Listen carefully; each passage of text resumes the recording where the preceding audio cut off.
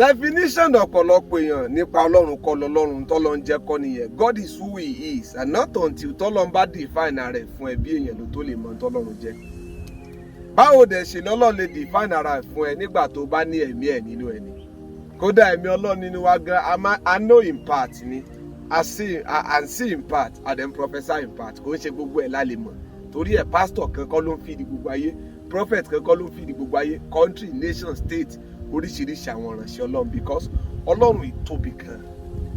Agbára ìtóbi ju kó o kàn jókòó nínú ẹran ara òṣì, kó o lọ gbé Bible kó ní Bible is meaningless to you. Why won't the Bible be meaningless to you? Sọ fún mi, ṣé federal government ló make provision fẹja ojú òfurufú? The man that created heaven and earth told them pé this is going to be food for the birds and this is going to be food for the fishes of the sea. Told them answer àwọn fish in time wọn, ó answer birds of the sky, ó answer ẹranko inú igbó ní time wọn, ó dẹ̀ answer àwa ènìyàn. Ọlọ́run yẹn ló wá jókòó níbi tó wà tó conclude pé o mọ̀, orí ẹ ti dàrú. Bíbélì ní aṣiwèrè, mi pè ọ́ ń wèrè, mi ò kí ọ̀pọ̀ mọ́ra mi torí wèrè ni ọ́, wèrè nìyẹn. Ó sọ pé gbogbo ẹ̀ illusion ní, gbogbo ẹ̀ real, psychology lọ́lọ́run yẹn wọ́n fi ń trap àwọn èèyàn. Kí ni ọ́? There's a limit to what human brain tó lè rò, limitation wà tó bá ti lo brain ẹ̀ jù ya máa fọ́ ẹ̀. And there's a provision made available, there's a system. Tó jẹ́ pé téèyàn 1 million àbí 1 billion máa ń pe Ọlọ́run á gbọ́. Alẹ́lẹ́ ni mo fẹ́ dáhùn, eléyìí ni mi dáhùn. Àti ẹ̀ kò tiẹ̀ ní gbọ́ tàwọn kan, a system. Ṣé èèyàn mẹ́wàá lè pè wọ́n lẹ́ẹ̀kan náà kó o dẹ̀ gbọ́ kó o dẹ̀ àtẹ̀sí wọn lẹ́ẹ̀kan náà? Ọlọ́run yẹn ló wá jókòó níbi kan ló ní kò sí. Mo ti lọ sí church, mo ti gbàwẹ̀, mo ti gbàdúrà, tó bá jẹ́ Ọlọ́run ni ó yẹ kó dáhùn. Ìwọ kọ́ ló máa define Ọlọ́run nínú carnal mind. The carnality is thoughts are not our thoughts. His ways are not our ways. It is only the Spirit of God that can help us to be closer than his thoughts once in a while. Sometimes. You are not God. God is who he is. You cannot always think like God. You cannot see things like God. Lè wo ojú t'Ọlọ́run fi ń wo gbogbo ayé, gbogbo ohun tó ń lọ nínú ilẹ̀, lórí ilẹ̀, nínú òfurufú, nínú ọ̀run. Ojú tó fi ń wò kọ́ ló fi ń wò. Agbéraga ni ó ń gbà tó bá jókòó tó bá conclude pé kò sọ́lọ́run. Ìwọ ló lè sọ orúkọ ara ẹ̀ fáwọn èèyàn gbà mí, àwọn èèyàn ti misinterpret torí pé wọn lẹ́mìí Ọlọ́run nínú. Tọ́ máa wo nǹkan báyìí wọ́n á kẹ́rò pé nǹkan táwọn wò bó ṣe rí nìyẹn ọ̀pọ̀lọpọ̀. They have no spirit of God in them to discern the truth about everything they are able to see with their physical eyes. That they tend to assume to know things by just seeing things without getting to discern to know if there's something beyond what they are able to see physically.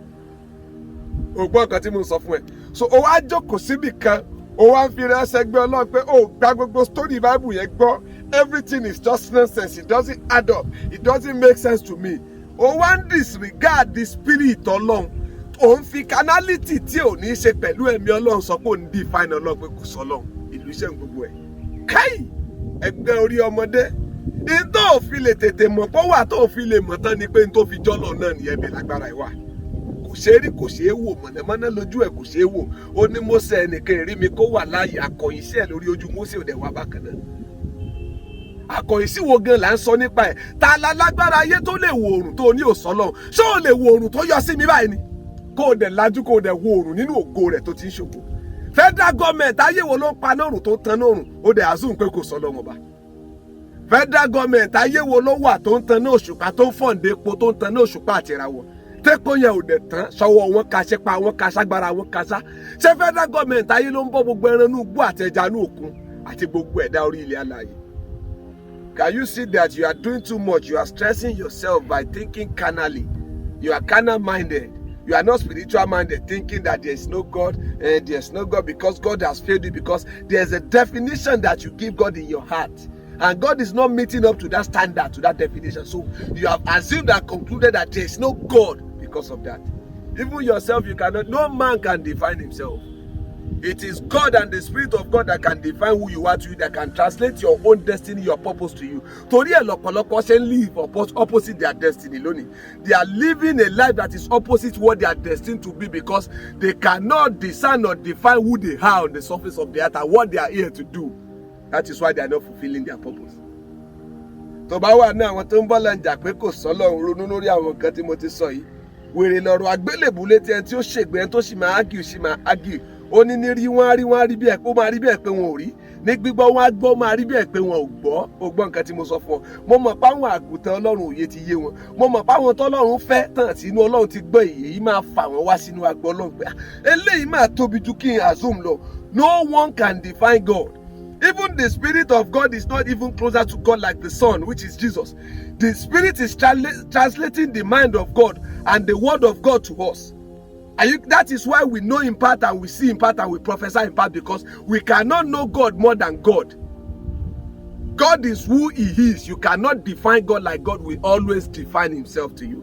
Torí ẹ̀ làwọn tó gbẹ́kẹ̀lé o ṣe sọ̀rọ̀ ìtinú gbà tán bá rò pò tá a dẹ̀ jáde pé èmi lolúwa tí ì tán fún, èmi ni ìrètí aláìlópin ìgbẹ́kẹ̀lé aláìléèyàn tí mo tó, èmi ni mo tó fúnra mi, lẹ́yìn mi kò sẹ́ni kankan. Ọlọ́run yẹn ló wá dìde ló ṣí Báíbù. Spirit wo ló fi ṣí Báíbù? Ìtàn fi ẹ̀mí Ọlọ́run kọ́, ó dẹ̀ jókòó tì pẹ̀lú carnal mind, ó dẹ̀ fẹ́ kó máa make sense fún ẹ, ó ti kú dànù, you are not even close to it. Àwọn tó lẹ́mí Ọlọ́run ò mọ̀ Ọlọ́run tán, Ọlọ́run nìkan ló mẹ́rẹ̀ tán. Àwọn áńgẹ́lì ọ̀run gan ò mọ̀ tán. Agbéraga rẹ, tẹ́rí ọkàn rẹ bá, kó unlearn to learn about God by allowing the Spirit of God to put you through to tell you God is there. Common Prophet John Ajibola.